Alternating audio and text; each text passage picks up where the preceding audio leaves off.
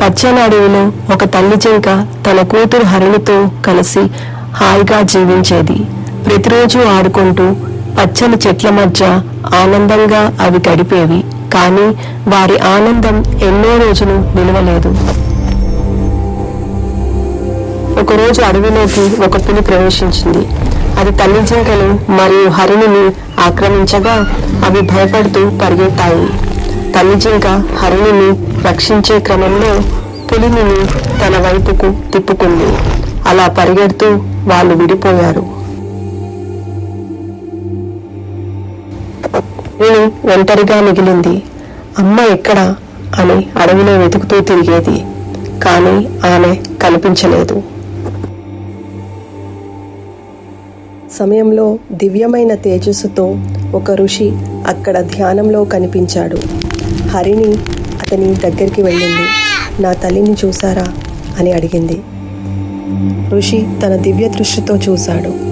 తల్లి జింక అప్పటికే పులి చేతిలో మరణించింది. 6 నెలల తర్వాత అదే పులి హరిణిని కూడా చంపబోతుందని తెలుస్తుంది.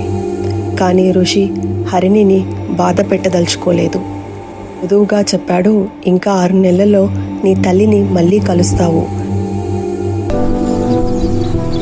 ఆ మాట విన్న హరిణి ఆనందంతో ఊగిపోయింది. అప్పటినుంచి ప్రతిరోజు ఆనందంగా గడిపింది.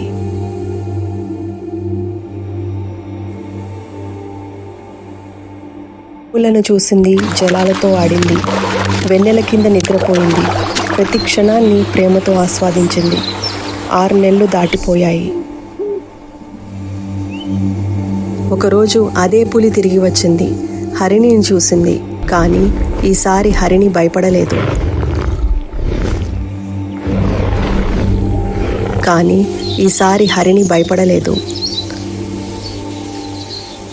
ఋషి మాటల్లో ప్రమాదాన్ని గ్రహించింది. సంతోషంగా విధిరాతను స్వీకరించింది. ఆకాశంలో హరిణి తల్లి వేచి ఉంది. వాళ్ళు కలుసుకున్నారు. త్రిశంక లోకంలో శాశ్వతంగా. భవిష్యత్తు ఏమిటో మనకు తెలియదు, కానీ వర్తమానం ఎప్పుడూ మనదే. దాన్ని మనం గౌరవించాలి, జయించాలి. జీవితం ప్రతిక్షణం ఒక వరం. మనం చేయగలిగిందే దాన్ని ఎప్పుడూ సంతోషంగా స్వీకరించటం, ఆనందంతో ఆస్వాదించటం. ఈ వీడియో మీకు నచ్చినట్టయితే సబ్స్క్రైబ్ చేసుకోండి.